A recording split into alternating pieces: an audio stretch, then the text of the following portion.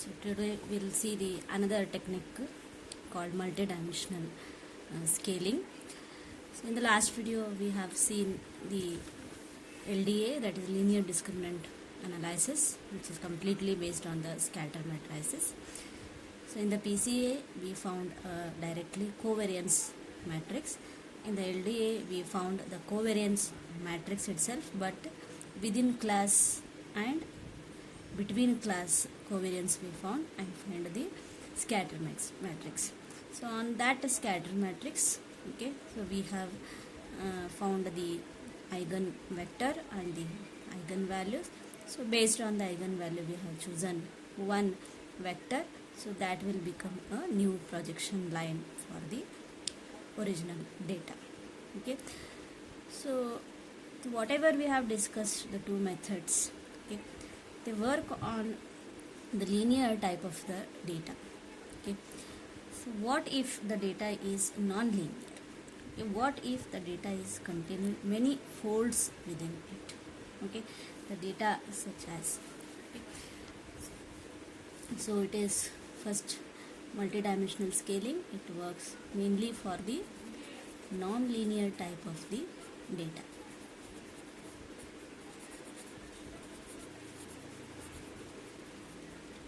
Okay, the structure is completely non-linear. In such data, how the reduction method can be applied using the MDS. The non-linear type of the data is such that, suppose, so this is the examples belonging to one class, this is the example belonging to another class. Okay, this again the other two examples of the first class may found in this space, next this may found in this space, again this may found here. So like this, so anywhere the examples may present in the whole data set. Okay, so these will belong to one group of the class and these belongs to another group of the class, which two features x1 and x2. Okay, so how the structure of data is, see, you can see the structure of the data is like this. Okay, so that means, so we such type of the data we called it as manifold data. Okay, so in this type of the data, again with the output information, which are the techniques available. Okay, so one of the technique, so the number of approaches exist which act on these type of the data to reduce the dimensions. Okay, in any type of the methods of dimensionality reduction in these type of the data, they use either similarity measure or dissimilarity measure. Okay, you take any method which are applied on this type of the data to reduce the dimensionality, so they use the similarity or dissimilarity measure.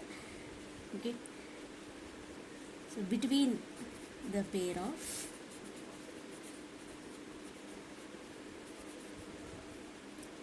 any pair of dimensions. Okay, so mainly we use a similarity or dissimilarity measure. So Euclidean distance is one of the measure you can use here. Okay, so there are two approaches we are discussing under this. One is MDS and another one is isomaps. Okay, so these are the two techniques which are applied on the non-linear type of the data to reduce the dimensionality. So many are there, so in our syllabus, so we are covering MDS and the isomaps. So we will see the MDS in today's video. Later we will see the isomaps. So along with Euclidean distance, many are there. So K nearest neighbor is one more distance measure. Okay, so depending on the type of the method, so this similarity or dissimilarity measure is going to be differ. Okay, so we'll see the steps in the MDS.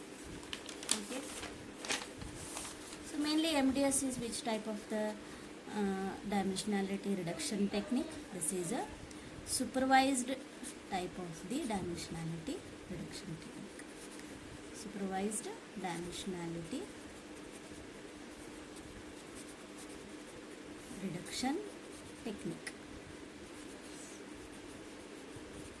Okay, because it uses the class information, or it uses the output information to reduce the data height. Okay, so it reduces from n dimensional to lower dimensional, or it projects the n dimensional data to the lower dimensional data.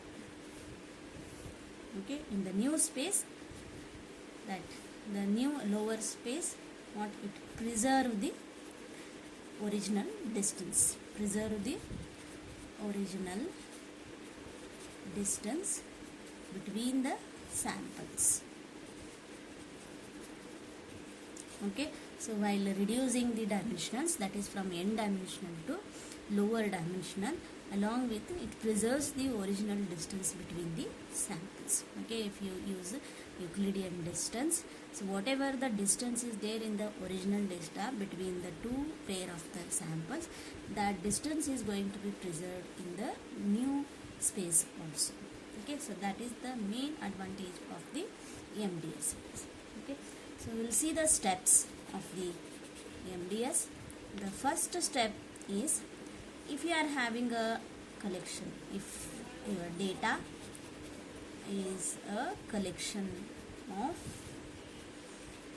I samples, okay, that means in your whole data there are I samples. Okay, calculate, directly we are calculating the matrix here, distance matrix. Calculate distance matrix such that the distance matrix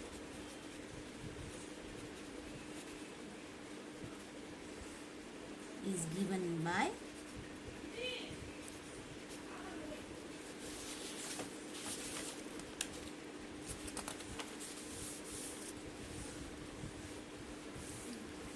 distance is given by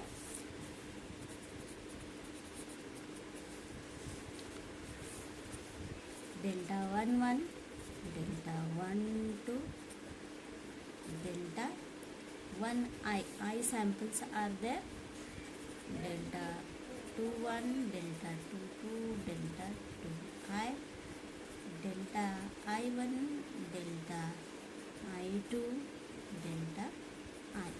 So this means delta I means what it is? It is a square matrix. What it is? It is a square matrix. Okay. So what is this delta Ij actually? Delta Ij is the distance between the two samples. Okay. So that distance is measured by the x vector of sample I minus x vector of sample j square and the square root of this. So this is what your Euclidean distance formula.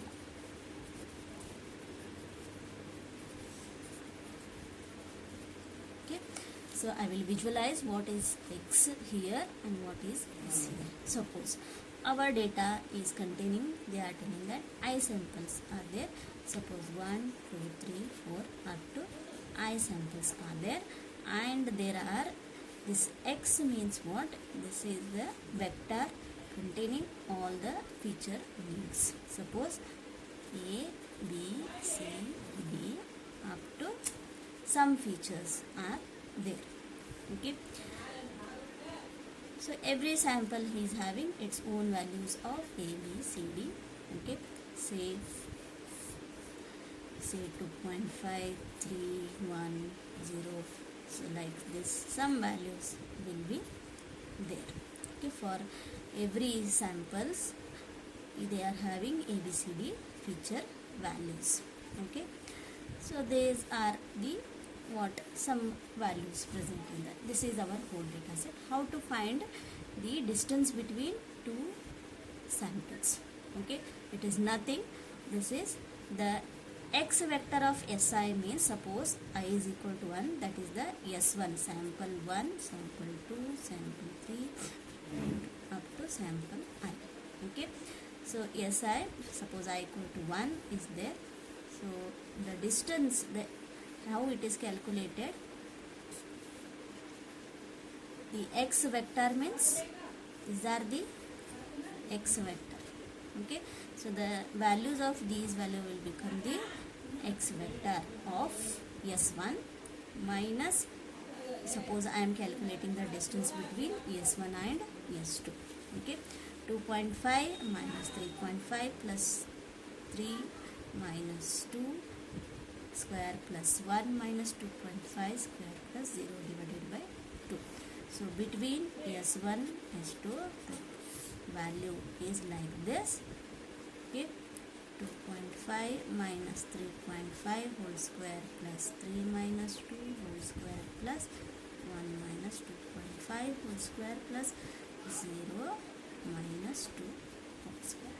So whatever is there, so that is the distance and that will become this one. Like this, this is what this distance is calculated between every pair of the samples, that is S1 S2 S1 S3 S1 S4 S1 S5, like this. So again S2 S3 S2 S4 S2 S5, like this. Between every pair this distance is going to be calculated and put into this matrix. If there are I samples, I by I matrix is going to be formed, which is the square matrix. Okay, so this you got. So how actually this distance matrix is going to be formed. So the next thing is, so you need to find a new dimension. You need to find a new dimension which is lower than your original dimension, such that it preserves these distances. Okay, so many approaches are there. So one approach is there, so that we have seen in all the other techniques. One approach is to use the eigen decomposition. Okay, so the eigen decomposition, it is nothing. Again we have to find the eigenvalues of this square matrix and find one of the eigenvector of this square matrix, and that will be your lower dimension, and that going to be used for the transforming the data. So that we have seen. Okay, so we will have a eigenvector into our original data. We need to multiply it with to find a new projected data. Okay, so that is one method. So another method is can also be used here. So that method is there, to use the optimizer. To use optimizer. Okay, so what is this optimizer? It can be a function called a stress function. Okay, so every time we are finding the stress value of the vector, new vector here. Okay, so what is that stress function? It measures the goodness or the fit. Okay, measures the goodness or a fit. Okay, so by calculating the difference between, it calculates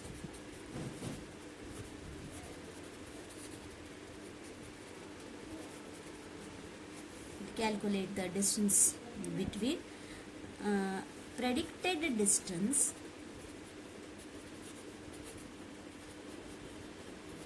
and actual distance.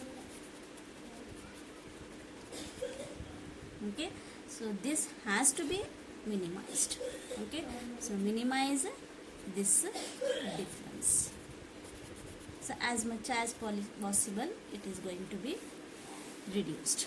Okay, so the stress function is given by minimized summation of Si minus Sj minus delta Ij the whole square. Okay, based on this stress function, we are going to calculate the goodness or the fitness of the data here. Okay, so usually we use the eigen decomposition itself. So that is this method. So finding this square matrix and find this eigen matrix and transform the new data. Okay, so this is what the MDS. Okay, it's a very simple method of this one. So in the next video I will take also I have discussed the example problem. So if this is the data, how to calculate the distance matrix also I have took now. So no need to have one more example, directly I will give the assignment on this. Okay, on LDA and on MDS both I will give the assignment. Okay, submit within the time limits.